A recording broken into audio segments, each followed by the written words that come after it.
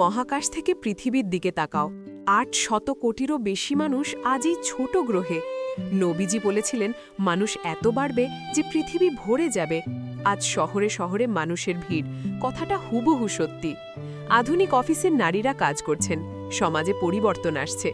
নবীজি বলেছিলেন এমন সময় আসবে যখন পুরুষের দায়িত্ববোধ কমে যাবে। একটি ফাঁকা মসজিদে বৃদ্ধ আলেম একা বসে আছেন। নবীজি বলেছিলেন জ্ঞান উঠে যাবে, আলেমরা একে একে মারা যাবেন, মূর্খরা নেতা হবে। আজ ধর্মীয় জ্ঞানের অভাব সর্বত্র।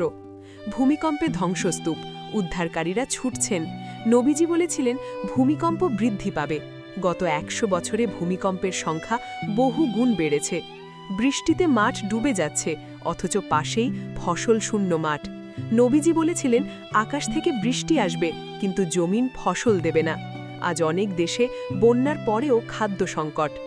বিমান উঠছে মানচিত্রের ওপর দিয়ে, ঢাকা থেকে লন্ডন মাত্র ৮ ঘণ্টায়।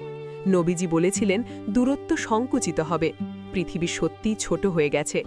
সুন্দর মসজিদ বাইরে থেকে, ভেতরে মাত্র কয়েকজন মুসল্লি।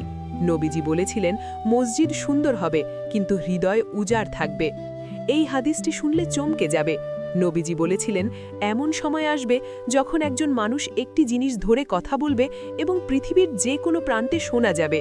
আজকের স্মার্টফোন কি এটাই নয়? ১৪০০ বছর আগে এই কথা বলা কি কোনো সাধারণ মানুষের পক্ষে সম্ভব? ফ্যাশন শোতে উদ্ভট পোশাক। নবীজি বলেছিলেন এমন নারী থাকবে যারা পোশাক পরেও উলঙ্গ থাকবে।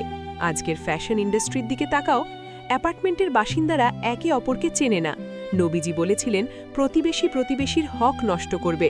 আজ শহরে মানুষ পাশের ফ্ল্যাটে কে থাকে তাও জানে না। প্রতিটি কথা হুবহু সত্যি হয়ে গেছে, একটি বাক্য মিথ্যা হয়নি।